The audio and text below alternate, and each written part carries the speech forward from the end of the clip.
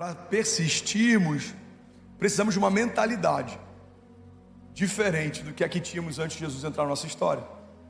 A sua mentalidade pode te sabotar, independente da porção de fé que você carrega. Irmão, guarda isso aqui. Eu preguei algumas semanas atrás uma série sobre saúde emocional, e eu falei que o que vai definir a nossa história não é o tipo de fé que você carrega ou a quantidade de fé que você tem, mas é a qualidade dos pensamentos que te movem. Tem gente que tem fé e crê que Deus vai fazer milagres, tem gente que tem fé e crê que Deus vai cumprir promessas, mas a mente tem sabotado o tempo inteiro. Uma mentalidade escrava não consegue assumir governo, uma mentalidade que está sempre se sentindo culpada não consegue se sentir justificada, uma mentalidade que só entende sobre justiça própria não consegue entender favor e graça, herança, uma mentalidade que não foi reformada por Deus não consegue viver a boa, perfeita e agradável vontade de Deus. A Bíblia diz: transformai-vos pela renovação do vosso entendimento, para que possam experimentar qual é a boa, agradável e perfeita vontade de Deus. O que a Bíblia está dizendo é que se a sua mente não for redimida, você não pode experimentar a boa, agradável e perfeita vontade de Deus. Se a nossa mentalidade, igreja, não for restaurada, não conseguiremos persistir. Por quê? Porque a sua mentalidade se torna o seu maior desafio. Já ouviu falar de autossabotagem? Eu não lembro de que é essa frase, mas o autor diz: eu não descobri na minha história alguém que me prejudique mais do que eu. Você é responsável por tudo aquilo que você tolera. Você é responsável por tudo aquilo que você aceita.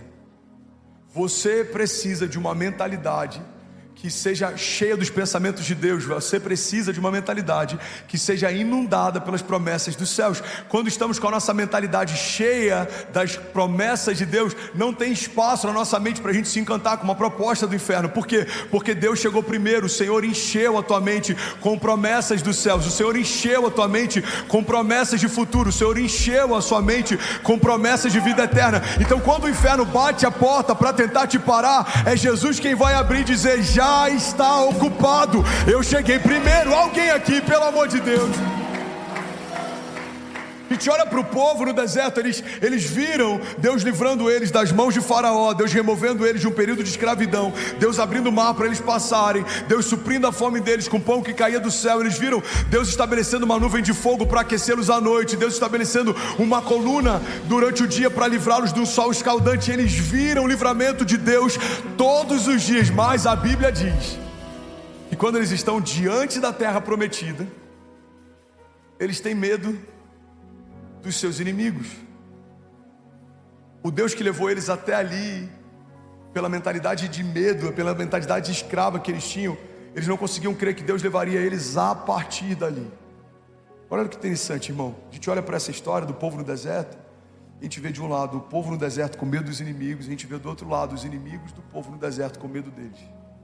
Pega isso aqui.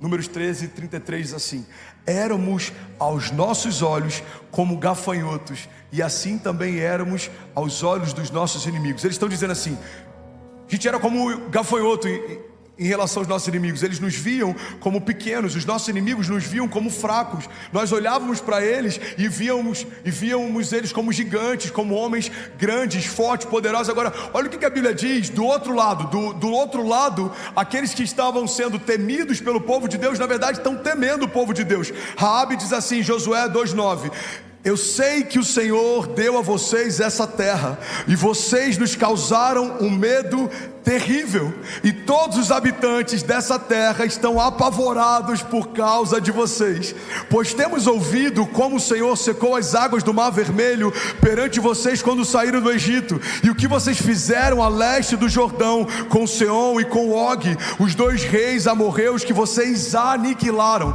Quando soubemos disso, o povo desanimou-se completamente, e por causa de vocês todos perderam a coragem, pois o Senhor, o seu Deus, é Deus em cima nos céus e é Deus embaixo da terra. Alguém pode dizer glória a Deus por isso? Irmão, vem comigo aqui.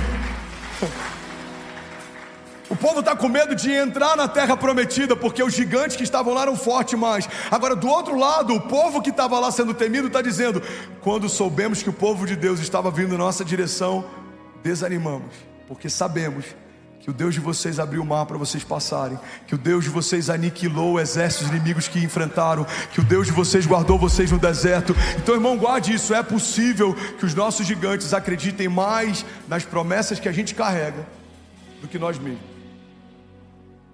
Você sabe por quê que eu posso falar com plena convicção que o inferno acredita mais nas promessas de alguns aqui do que você mesmo acredita nelas? Você sabe por quê? Porque ele se antecipou para parar você antes de você começar. Isso significa que ele acredita que é real o que Deus prometeu. Pastor, mas por que você acha que o inferno acredita mais do que eu? Porque se você acreditasse como o inferno acredita, que Deus é poderoso para cumprir o que prometeu, você não estava murmurando, você estava se movendo, você não estava em dúvida, você estava crendo. Os nossos inimigos sabem, se Deus disse que vai acontecer, Ele é fiel e justo para cumprir o que prometeu. Precisamos ter esse mesmo nível de fé, irmão, guarda isso. Deus não é homem para que minta, nem filho do homem para que se arrependa. Acaso Deus faria para você uma promessa que não tem o intuito de cumprir? Se Deus disse que vai acontecer, Lagoinha, alguém declara isso com autoridade, diga, já aconteceu. A mentalidade, vamos, se for para Jesus você pode fazer melhor. Aleluia.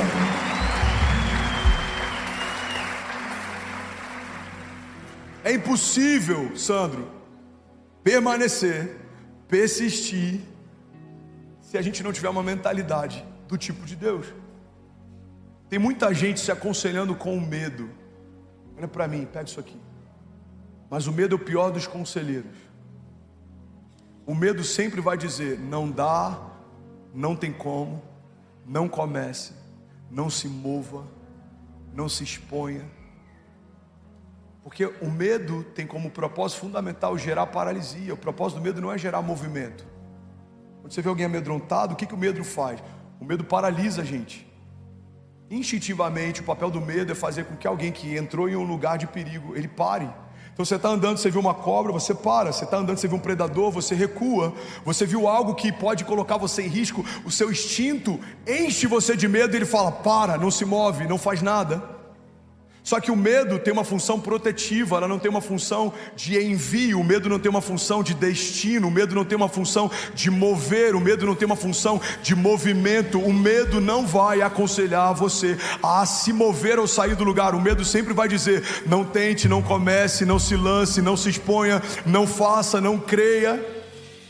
Mas a palavra de Deus diz que nós não nos movemos mais por aquilo que vemos, mas por aquilo que cremos. Então, ou o medo é quem aconselha você, ou o Deus que te prometeu é quem vai mover você. Se Deus disse que vai acontecer,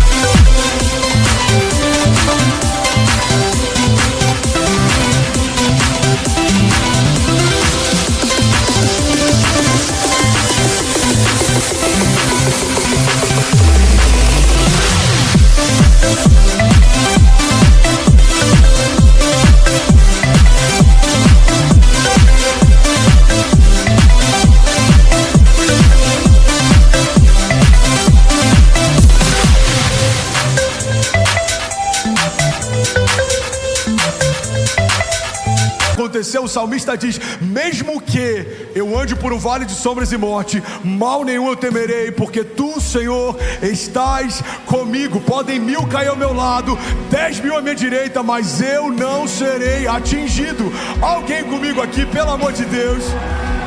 Aleluia. 2 Coríntios 5:7 diz, vivemos por fé e não por aquilo que vemos. Os nossos olhos naturais sempre vão nos sabotar. Os nossos olhos naturais sempre vão dizer se é possível ou não, segundo uma medida natural.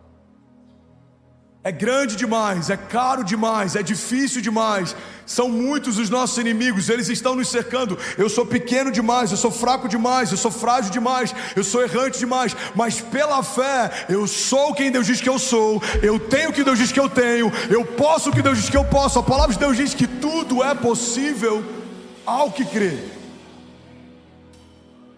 Tudo é possível ao que crê. Impossível vivemos persistência se a nossa mentalidade não for redimida. Guarda isso aqui em nome de Jesus. Tem muita